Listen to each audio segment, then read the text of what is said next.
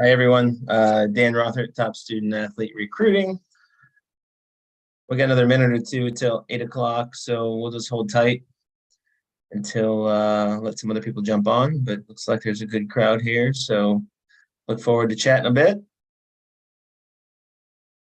So just bear with me for another minute or two, and we'll get things started.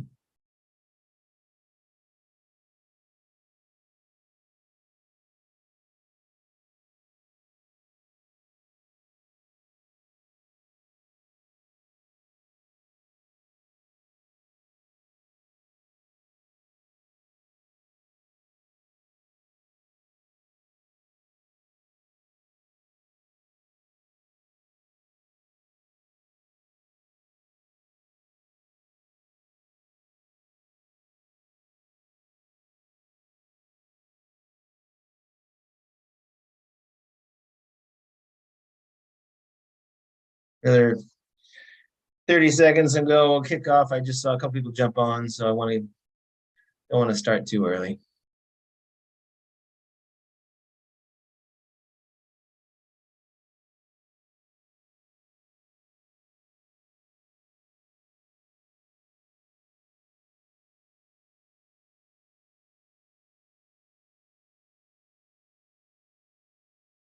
All right, it's 8. I'm a pretty prompt guy, so not prompt for practice. I'm not happy. So Dan Rother, top student athlete recruiting. We're going to talk tonight about the holiday ID camp and things that go along with that in terms of recruiting. Obviously, the holiday ID camp is next week. Wednesday for the boys, the 28th, Thursday, the 29th for the girls. At TBK, it's noon to 3. And just to give you a little bit of a rundown on that, it's a lot of playing. We will have a lot of college coaches there. The list is growing, and I'll send out a update on that later in the week as we get closer to Friday. But a lot of coaches are there. We do a lot of different things. We'll do some 3v3 to goal type situation. We have a number of goalies and defenders that we need to see tested. So if you're in an ID camp situation, you might be on let's say you get put on a really good team and you're a defender, you might not get tested defensively, right? So we want to make sure in that type of setting, everyone's getting the looks they need. So we do some 3v3. We'll do some 7-on-7. And then we'll also obviously do some 11-on-11. So it should be a plan to see a lot of things. We'll coach you through it. The coaches will be on the field, which is a unique situation because of NCAA rules and being it's a camp per se, and by name and by what we do, coaches can be on the field. So I've invited the college coaches to come to the field. They can walk around, they can sit on the benches, they can chat with you if they're interested, those types of things. And it doesn't matter your year in school. So you can ask coaches insight on college or what they think of you potentially if you're, an older player. There's a lot of different things you can do. So again, people are just jumping on. I saw a few more just jump on as the coaches are on the field at the camp. Feel free to, talk to them and stuff like that. But they're also going to notice things too. So I do think it's important that you can't hide in a corner, right? You can't be shy. You might not know anybody, maybe you know some other people, and you need to not be shy in these settings. And you might be a freshman, you could be a senior. And there's kind of different stages to this game. And if you're obviously a senior, there's more urgency to get in front of coaches and chat with them and talk about their program and find out if they're looking for a player like you and positionally or just show your wares a little bit. If you're a freshman, you're just kind of establishing yourself. And it's not that you're I think ID camps are worthwhile. And I think you need to learn how to play in them because they are a big part of recruiting. Most coaches are going to find you some way and invite you to a camp, either at their place or at a big camp I wouldn't call it a big camp, a third-party camp like mine, where You're going to get in front of a lot of college coaches at the same time. You need to get comfortable playing in that setting, playing with players you're not used to playing with. You need to maybe playing a little bit out of position here and there. We try really hard. We will get you in your preferred position, but there might be a time on the field where you need to step in a different position. Coaches are looking at first touch, vision, athleticism, those types of things, but we also want to make sure that you're getting those looks at the positions you're in. So if you haven't gotten, let's say you're playing in a game and you're not playing in the position you want to play or you normally play or you like to be seen at, make sure the coach of your team knows that and they're able to adjust your position through substitutions and things like that. But again, if you're a freshman, you're getting used to this setting because it does get really important that you can perform in this setting. I work with a player in recruiting right now, and she struggles in these settings. She's really good, all-state player. I've seen her play with her high school and club team and perform really, really well. But then she's gone on to get invited to camps with college coaches in attendance, and she kind of freezes up and hasn't performed well at those. She wants to go out of state, so those coaches haven't seen her play a lot. And, so she's struggling with that setting. And she hadn't done it enough. She was early on, and so as she got into junior and senior year, she struggled with that. She's landing. She's getting some great opportunities. Probably gonna land at a Division II school in Texas where she wants to be, but that was a bit of a struggle for her for a long time. So just getting comfortable. Sophomore year, they're starting to pay attention. Coaches are. They're not paying attention your freshman year, but they're starting to really. Hey, just keep an eye on this player. Let's look at this player in the future. They can't really call you until after sophomore year. So June 15th after your sophomore year is when coaches can start calling you. But at a camp setting, they can talk to you. All right. So maybe you're younger than end of your sophomore year. They might be able to talk to you at a camp. So they can, by having them on the floor, you can chat with a college coach and they're part of the camp. So it's a little bit unique that way. Kind of a unique part of the rules. At camps, coaches can talk to you. So no matter your age. Junior year, they're really paying attention. I feel like the seniors right now, they're wrapping up seniors. If they haven't already, boys, are wrapping up for the most part. Had a lot of players in the last week or two sign on with colleges, Division I, II, III. I've had a lot of players sign on with programs at all different levels.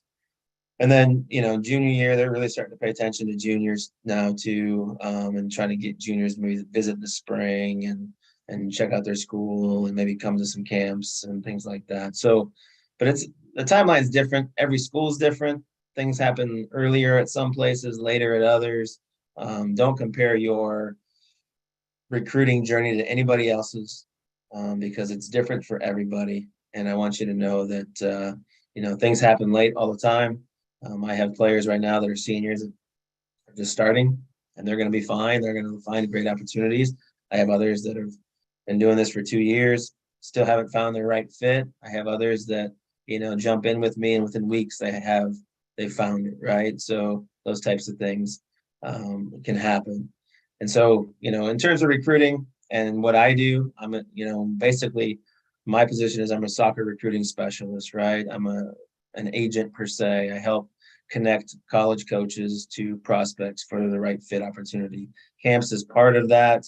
I'm happy to say that the camps I've done in the past have really connected a lot of players with college coaches.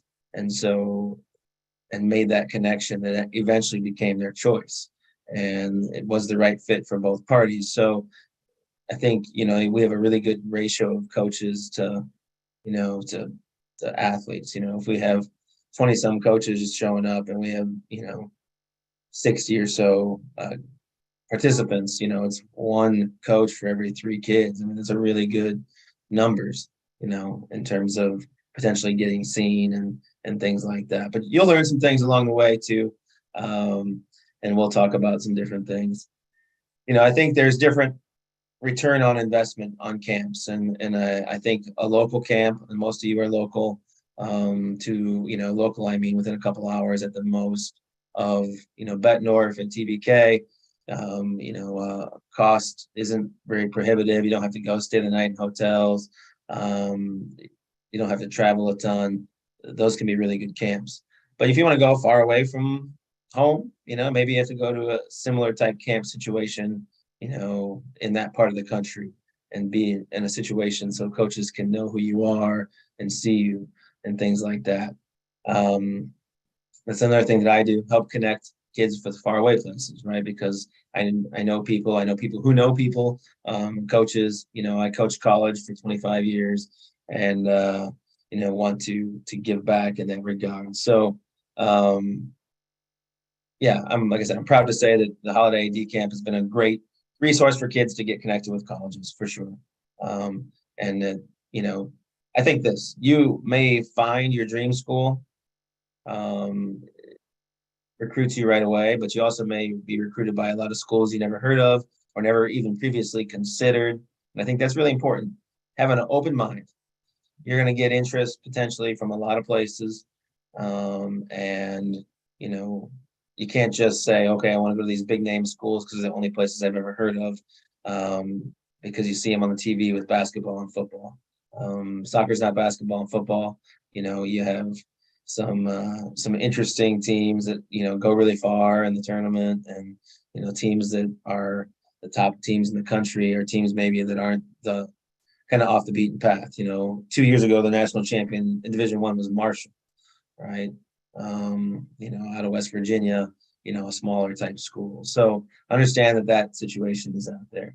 But we'll have a chat. I'm going to share my screen. We'll jump into this thing, and I could ramble all day about college soccer recruiting. So again, next week, boys on the 28th, girls on the 29th, TBK. We're looking forward to having anybody. I coached college for 24 plus years. I was a head men's and women's soccer coach at Loras College up here in Dubuque, which is where I live currently. Had a pretty good run of success. I also was associate athletic director overseeing recruiting, and that gave me a little more understanding of recruiting on a deeper level, how financial aid works, how scholarshiping works, all of that type of thing, and how to get more money. Almost every player that I work with, and one of the things I do is work with players one-on-one to help them get better recruiting opportunities, and help them along the way, reduce stress in the process, and hold their hand all the way through the process, but also get them connected with more college coaches. One of the things I do is help save money on college. How to ask for more, how to get more, how to find opportunities there. And those are things that I work on as well. And that's from my experiences, I'm able to do that. So there's COVID complications still with recruiting, and you've probably all heard of it. You see things on TV with transfer portal and COVID, and for the extra year of eligibility, right? So you see a lot of these teams out there that have a lot of players transferring into them. They have fifth-year seniors who still have extra year of eligibility because the 2021 year didn't really count. They didn't count that as eligibility, even though there was national championships or in some divisions, and most teams played a season of sorts. They got an extra year out of it because not everybody treated it the same way. Some schools didn't have seasons and things like that. So it's made things complicated. There's kind of a backup, right? There's a backup of good players. And a lot of times right now you'll see a kid graduate from one school, play 4 years, and then go use their 5th year somewhere else and start a master's degree. On the women's side, just for an example, Johns Hopkins won the Division III national title. Johns Hopkins is obviously a great academic school, one of the best med schools and those types of things, law schools, everything they have. Johns Hopkins had 9 graduate seniors, all of them Division I transfers, right? So, they had all those people. Hey, I'm going to go start my med school, or I'm going to go start my master's degree or law school, and I'm going to play that extra year of soccer while I'm doing it. So it's really hard for someone to go into Johns Hopkins as a freshman and play the last couple of years, right? Because they're getting those types of players. Not every school has that advantage because they don't have master's programs or things like that. Um, but the reason I tell you that is you need to be creative and cast a wide net and have an open mind. All right. The school maybe that was your dream school, it might not have an opening for you in your year. This COVID thing kind of ends after the class of 2024. So the class of 2025, if you're a sophomore this year, this will open up more opportunities. There will be more opportunities out there. That extra year of eligibility thing will be over. It's still not going to be easy. I promise it's not going to be easy. There's going to be there's going to be stress in this process and things like that.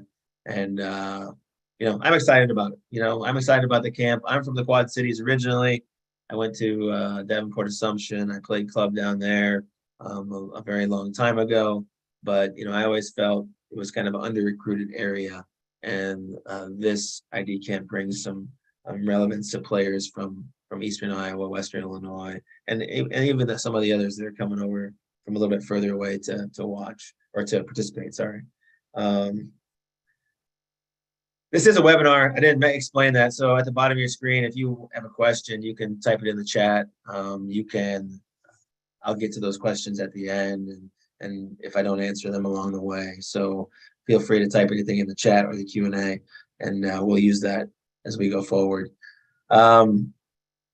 Just real quick, soccer scholarships, for those that don't know, and I know some of you have talked to me before and seen some of this stuff, but real quick, Division I has 204 schools playing men's soccer. There's 9.9 scholarships on a men's soccer team. And so what does that mean? Well, a school can give up to 9.9. They don't have to give 9.9. Not all of them do. But let's just say a school is fully funded, which means they have 9.9 scholarships. There's about 28 to 30 guys on a team. Sometimes there's more. I've seen Division I teams up to 40 guys. So there's 30 players on a team. Let's just say there's 30. 9.9 scholarships. That's about a third scholarship per player, right? But the coach decides how much each player is going to get. They could give one player a full ride. That means there's only 8.9 scholarships for the other 29. So if they gave 9.9 scholarships out in full rides, they'd have 10 players on everything paid for, but they'd have 20 players getting nothing. That can work that way.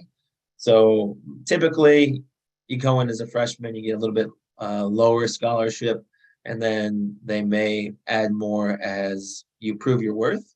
A lot of times, they don't quite know, they think you're a good player coming in as a freshman. They're not 100% confident because they haven't seen, they haven't played against that level of play yet. How are you going to transition? How are you going to play at the next level? So that's an important piece of the puzzle to think about in the scholarshiping. See, I have several guys and girls are on the men's side. Well, we're talking about men. So several guys that have signed Division I the last couple of weeks, they're all getting a little bit of scholarship money. It varies a little bit by each school they're coming from and what position they play and what their needs are. But all of them got academic money too. So you can add on things. So they all had good grades. They were able to get really good academic money from the school. Then they were able to add, a soccer scholarship to that and get their cost of attendance down quite a bit. So that's kind of how that plays out. But it's different, right? Every school is totally different. I had a player looking at Colgate, which is it's like a near Ivy school. Like it's like in that realm of Harvards and Yales and those types, right? Out east. Got offered a really good deal, or got offered a scholarship. They don't really give academic money at Colgate because everybody's really smart, but he got a half scholarship for soccer. Well, it costs $80,000 a year to go to Colgate. Is it Division I? Yes, but half scholarship is $40,000 a year. That same player was looking at a Division III school. Division III schools down here don't give athletic scholarship, but he's from Wisconsin. Wisconsin has a state schools that are Division III that have really good soccer. He's going to go to UW Eau Claire, which is in Eau Claire, Wisconsin. They were a great team this year. They were 18-2. They made the Sweet 16 in Division III. Really good players. and it's going to cost him like 15, 16,000 to go to school there. He got some academic money. He's getting the state cost. And so he got a half scholarship at Division I with no academic money. It's going to cost 40,000 a year, or he can go to, an in-state school, better record, better, maybe even a better team in terms of level of play. And it's going to cost him, 16,000 or so. So, his ego didn't get in the way. He chose the Division III option. I'm excited for him. I think it's a good fit for him, and it's going to help them, compete for some big things. But so I just mentioned Division III does not have athletic scholarships. That's the biggest division with 400 schools. I coached at Loras College for most of my career. We were Division III, so we get academic money, programmatic money. I had that time where kids were getting religious studies minor offered, 3,500 a year to people who wanted to study, religious studies minor, get a religious studies minor. Well, at one point, my whole team was getting religious studies minors because they could get quite a bit of money per year to go that, and it counted for those classes counted towards general education requirements. So that's just another way you can find different ways to pay for college. Division II has 9 scholarships. Almost the same as Division I. There's about 200 schools playing, so it's about the same. A lot of internationals at Division II.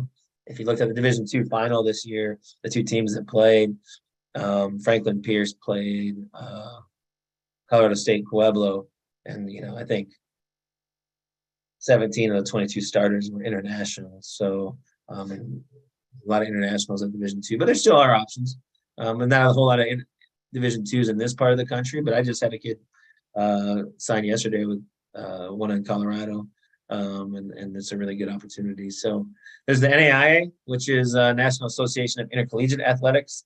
That's just a different governing body. It's a different, they have different rules in terms of recruiting, and they have different championships, right? Schools like St. Ambrose in Davenport, Clark up here in Dubuque, Mount Mercy in Cedar Rapids, St. Xavier in Chicago. They're NAIA. They can give a lot of scholarship money. There's some division or NAIA schools that give up to 12 scholarships, more than Division I. There's some that are really international heavy. There's others that aren't. But there's some really good soccer at all of these levels, and so I want you to know that, and make sure you just don't discount anybody because they're Division III.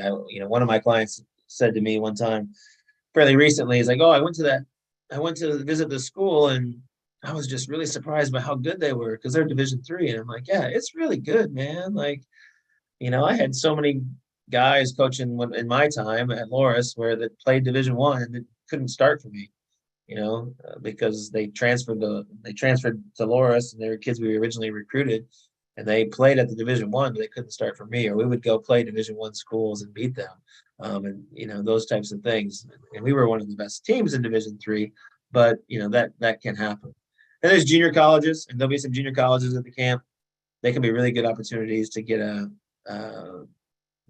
good start on education and not go into, if you don't get a great scholarship program. If your grades aren't great, you're not going to get a ton of money at a lot of schools academically. So maybe junior college is a really good choice. Or maybe you just haven't been found or seen, or you need some time to develop and you still want to go to a higher level. That can be a good opportunity too. And financially, it could be a good way to save some money going forward into the camp scene and stuff like that, or into the college scene. So save some money as you go into it. It could really help you out down the line. On the women's side, just real quick, a little bit different because there are some women for our women's campers. There's more schools. There's more schools playing women's college soccer. Why is that? It's Title IX. Some schools that have football and wrestling, they might have to have women's sport and not have a men's sport. And soccer was kind of late to the party. Soccer was a later add than these other programs. So, to balance out opportunities, they added maybe women's soccer, but not men's. Like University of Iowa, for instance, does not have, or UNI or Iowa State, for that matter, do not have men's soccer. So we see more schools on the women's side, about 100 more schools in total. 323 playing Division I, 14 scholarships. So about, that 30 mark, it's about half scholarship per player if they do that. If you do the averaging, Division two is a little bit bigger, 250, 9.9. Division three is about the same, and then you also have the NAI and junior college, so about 1,500 compared to about 1,400 on the men's side. So just a little bit different in that realm. Here's a little video that I have. Some of you may have seen it before, but I put this together a while back, and I think it hits on all the points. But just enjoy. It's pretty sarcastic. I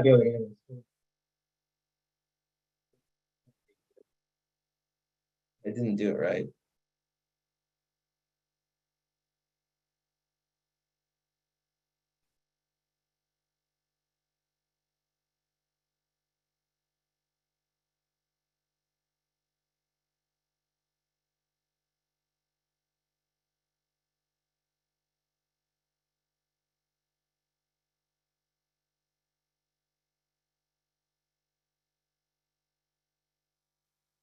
I'm sorry, I screwed that up. Can play. Probably D.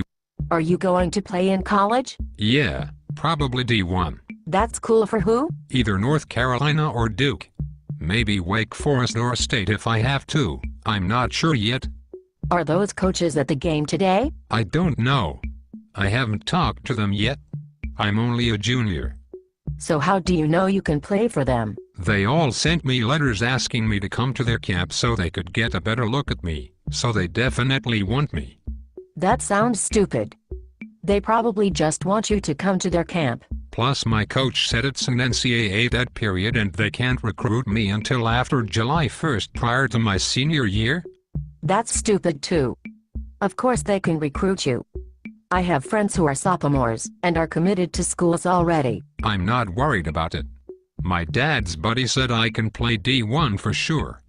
You are a tool. Did you even send them video? No, I don't have any. I think my coach was going to get some and sent to some schools randomly. That's a pretty stupid idea. I heard they get a lot of tapes sent to them. I'm not worried. I was all conference. You are a tool. Don't you think most kids who want to play in college were all conference in high school? Do you have good grades? I have a 2.5, and that's all I need to be eligible. You are getting dumber the more I talk to you. What if you can't get into a school with that? Or what if the coach prefers athletes with better grades? But I'm really good. My mom says so. Your mom is stupid too. Don't you even want to look at D2 and D3 schools? I heard they suck. I'm pretty sure I could play at any D2 school that I wanted to. You suck. You know there are like 15,000 high schools and 1,000 colleges, so only the best players in the country can play D1. Have you ever been to a D2 or D3 game? No, they suck. You suck.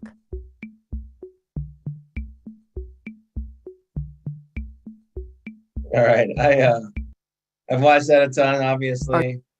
I still laugh about it. I made it, and I think it's hilarious. But the kid makes all the mistakes, right? And just real quick, be open-minded. Everybody wants to play Division One because they've seen it on TV. And especially you've seen Division One other sports on TV. Soccer's not on as much, but it's on ESPN Plus a lot these days and things like that. But there's not a whole lot of difference comparatively to high-level Division 1, 2, and 3. There's a little bit difference in terms of the biggest differences are money, financials, right? Scholarships. And the other piece is how much balance there is to the educational component, right? So in Division 1, you're with your coach all year round, pretty much nonstop. In Division 2, it's very similar. Division 3, there's a little more limitations on how much the coach can be with you in the off season. You can still be with the strength and conditioning coach. You can still do some other things, but you still have a spring season, or the main season is in the fall, but you still have a spring season. But it's maybe half the semester instead of the whole semester. But you don't want to overshoot. Too many kids I work with overshoot at the start. Oh, I want to go to all these really good academic schools or athletic schools, and if you can't play there, you're not going to play in college, and that's okay. I have plenty that, hey, I'm going to shoot at these schools, and if it doesn't work out for me, I'm probably not going to play in college. That's fine. That being said, there's a lot of really good schools out there that could be your level. And you got to find those. And a lot of kids, like I said, overshoot on the level of play. Go see college games. I talked to a player today. He went to Division I game, and he's like, yeah, that was probably over my head. There was 22-year-old foreign guys out there that were freshmen, and I don't know that I could go in there and would play for a long time. But I went to the Division III school, and I went to a camp, and I saw their game, and I really think I can play at that level. So go see games, see what they're all about as you get into this thing. Academically, don't be looking at schools that are above your academic level. You might not get accepted. You might not get a lot of money. Some of those schools don't give any money for your grades because everybody there is super smart. Even if you are one of the super smart people, target schools that are financially a right fit. If you're going to need a lot of money to go to afford school, or you're not going to have a lot of support or those types of things, maybe a junior college is a great choice, or maybe public school, with a reciprocity, which means like you can go between states. Some states have that type of program. Like UW-Platteville is one that comes up in mind, because like if you're from Iowa, Illinois, or Wisconsin, you can go to basically UW-Platteville, which is a Division III school, about 6,000 students, 7,000 students. You can go for the cost of a state school, so you can go for a really good price. If it's a private school, you're not going to get much academic money.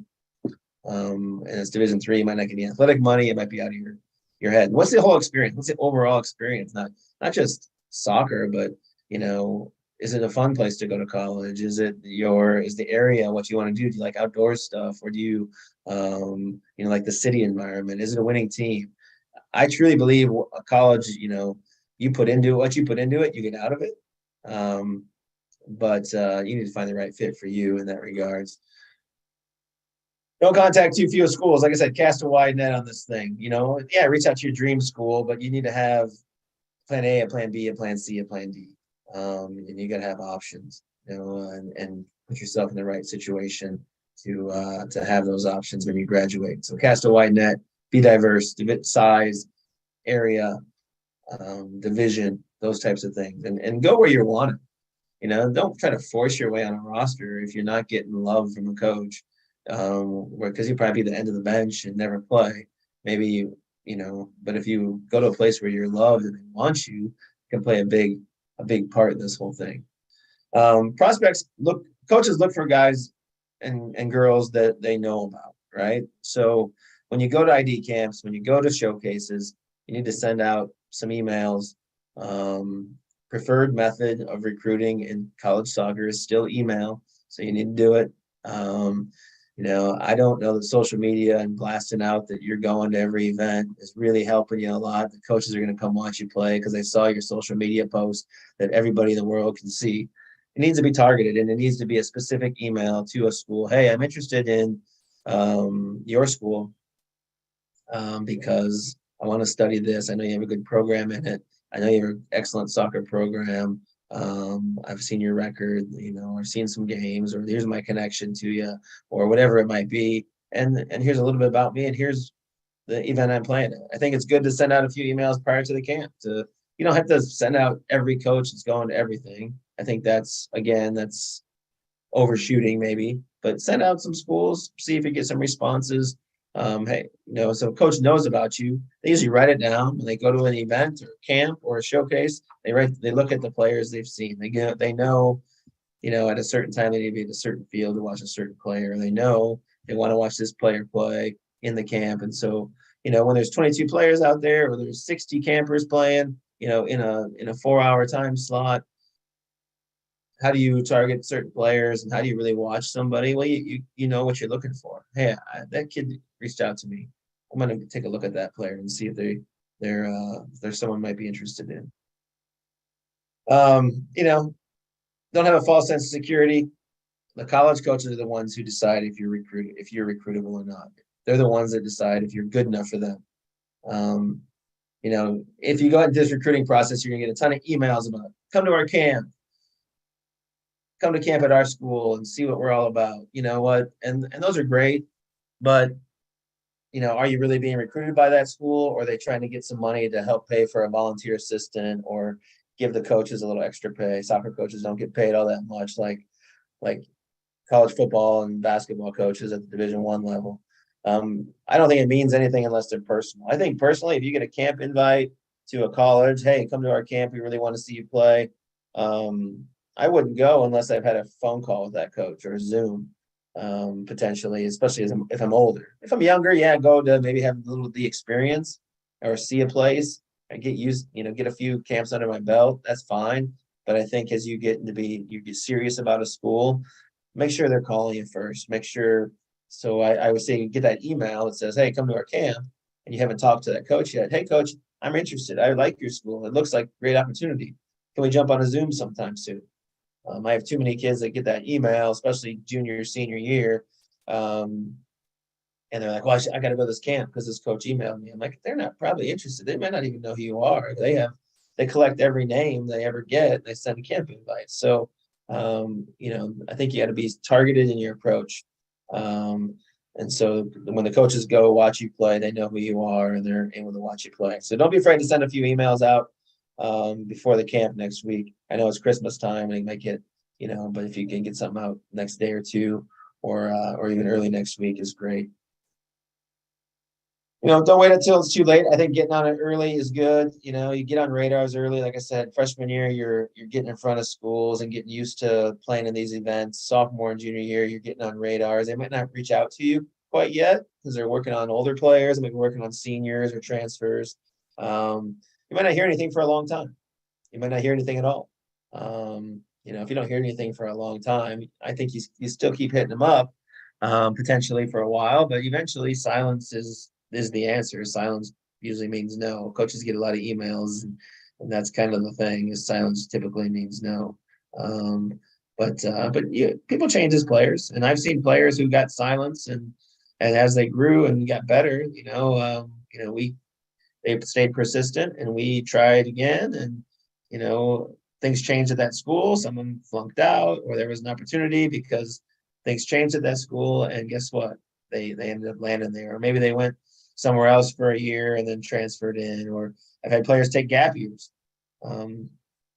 take a year off and go train in Spain for a year. I work with a group in Spain that trains players, basically a gap year where you play soccer at with a professional type team, and then and get that experience so then you can come back and maybe be at a higher level when you come back. Those are good things that are out there. And then, the ability of your coaches to help you varies for everybody. You can't expect them to help you. They're busy. A lot of times they don't have the connections.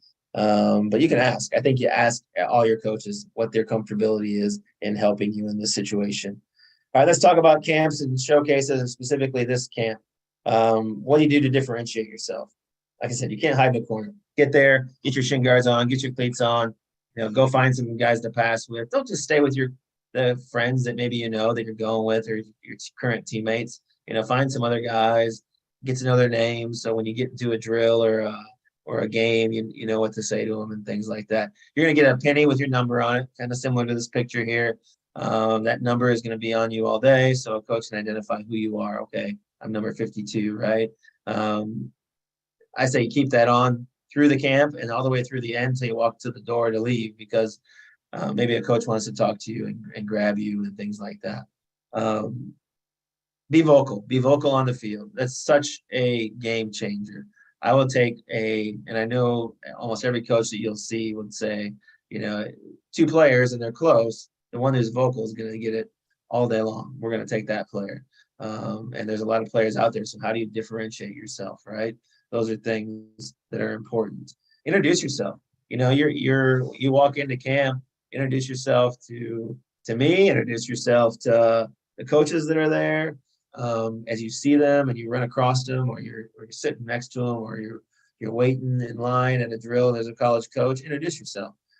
It doesn't hurt. And maybe it's not the school you end up wanting to be at. The coaches know coaches, right? And a lot of times it's like, hey, I saw this player.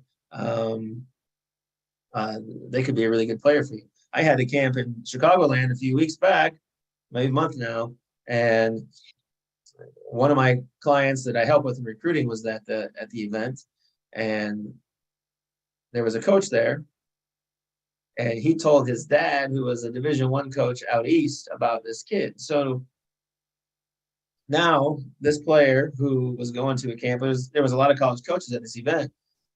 He's being recruited by a different coach, who's the dad of this other coach, who's at a Division I school on the East Coast at a really, really good school. All because of he made a connection at this camp with his son, right? So people know people, and this soccer world is pretty small, so know that stuff. You're gonna learn things, be capable of learning. But another thing that is really important is the work rate and the pace of college soccer is so different than anything you've probably experienced. And that's why I say it takes some time to get used to it. For some of you people who have never done these types of things, the pace, it's super fast. People flying, a lot of pressing. It's not like the World Cup where you see every team's park the bus and bunker in, and people possess the ball for an hour, and then they decide to go forward and stuff like that. It's pretty sometimes direct. It can be very direct. It can be, the keepers typically are punting the ball, or there's a lot of long balls played and things like that. But it can be just a faster game. Part of that is because the substitution rules allow it. But really what college coaches play to is they want you to play as hard as you can for as long as you can, and they sub you out. And that pace of the game is going. They don't want you to sit there and rest so you can play 90 minutes. They want you to be able to go all out. So go all out. And you're probably going to get subbed for in the camp. So there's nothing to hold back for. I would say the pace that you can play with is really, really important. The pace defensively. Can you press? Can you keep it going? Can you get that type of pace going so that coaches know, hey, this kid's going to transition well. They play at a fast pace. Because the biggest difference between club, high school, and college is speed of play. The game just changes immensely in terms of that. Don't be afraid. You can ask coaches that are sitting around asking for feedback, those types of things. As you start looking at other camps, that's one of the things I help my clients with. But, you got to decide if they're worth it. I think you got to have a budget, because you could go to a million camps. Are they worth it? Are they local? Are they, pretty inexpensive? Can I maximize the opportunity? Can I get in front of a lot of college coaches at that same camp? Is it just one camp for that college and the only school there? There's lots to think about on camps. But this is a great opportunity. Like I said, there'll be, upwards of 20 to 25 coaches at each camp, boys and girls. So there's gonna be a lot of different levels represented, and really good opportunity to get in front of people.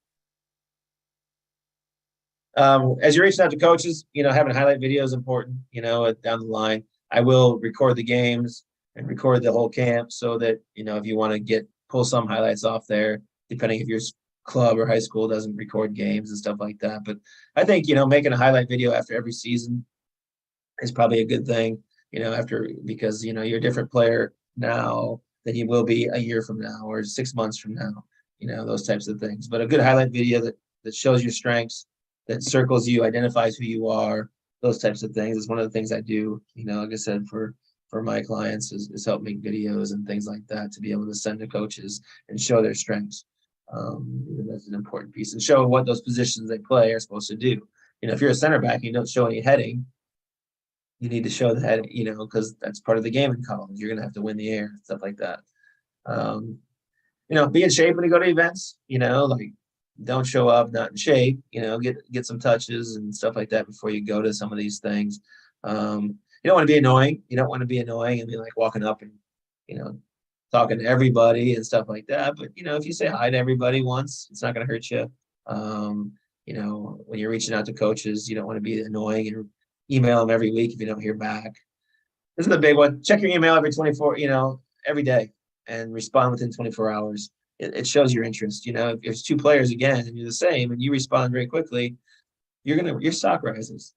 And then write emails from a computer, not a phone. I've seen too many players screw it up because of thumbs on a phone, and it doesn't look professional and stuff like that. So that's just some little bit other advice in terms of recruiting and stuff like that. And then, I think there's a place in college for almost everybody. I won't say everybody, but almost everybody, depending on what your needs are and wants are to be able to play. Some other questions they could ask to me, what level is best for me? I try to be honest, right? And sometimes it's a range, right? Sometimes it's, oh, high level Division 3 to lower level Division 1, right? Maybe that's pretty much the same level all the way through in that space. Sometimes it's realistic, right? Sometimes, yeah, you're probably a Division 3 player, or you're probably a middle level, Division 1 or lower player. Or maybe you're at the top of the line, it kind of depends. I do think developing relationships, being a good communicator can really increase your stock. So I think that's another piece of this thing. If there's questions about the camp, this is a good time to ask. What I do, like I said, I run some camps, not a ton of them, but I use my experience and connections to help prospects and their families get connected with college coaches, find the right opportunities, save money on college college, and then facilitate the process from start to finish and help reduce some stress. So if there are questions, this is a good time to throw them in the Q&A or the chat. Otherwise, next week, get there about a half hour early. So camp starts at noon. I'll send out another couple of emails. There will be a profile. You should have seen that. And the profile itself, see if I can find it here. It kind of looks like this. I'm going to get in here quick. So you're going to log in. I'm just getting to somebody's.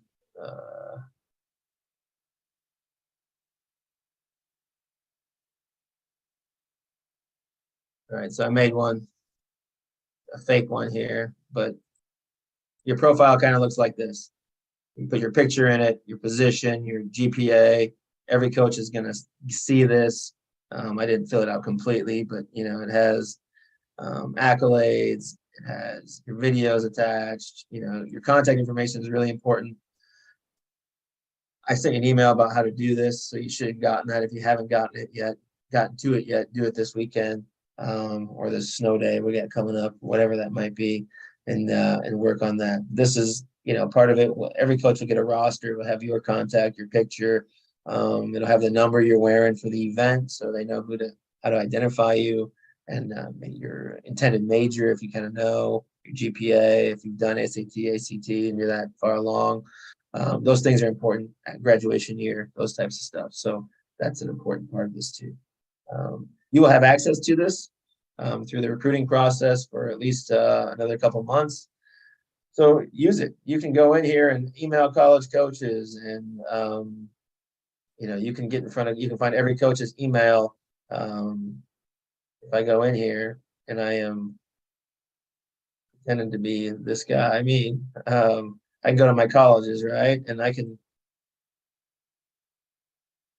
see every college in the country, but I can go in here and look at colleges by state. Let's say I want to look at colleges in California, and I want to look at what level.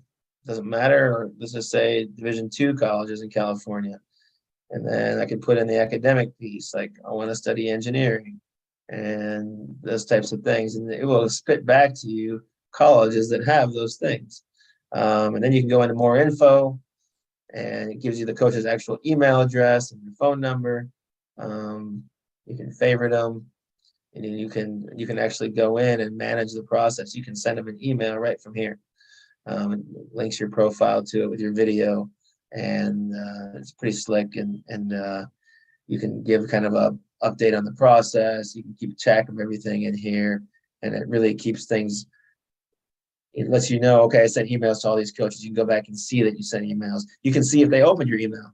That's a really neat piece of it too. If they looked at your profile, they click on your profile, it tells you. Those are all part of the process with me, and you have access to that for free for a while. So take advantage of that. You get access to all these college coach emails and don't have to go scrolling through the internet and stuff like that. So something else that's pretty neat about the process. So anyhow, any questions? Feel free to hit me up. I'll stay on for a minute. Otherwise, we'll see you next week. Have a great Christmas. Stay warm tomorrow and stay safe. And look forward to kicking the ball around next week. Thank you.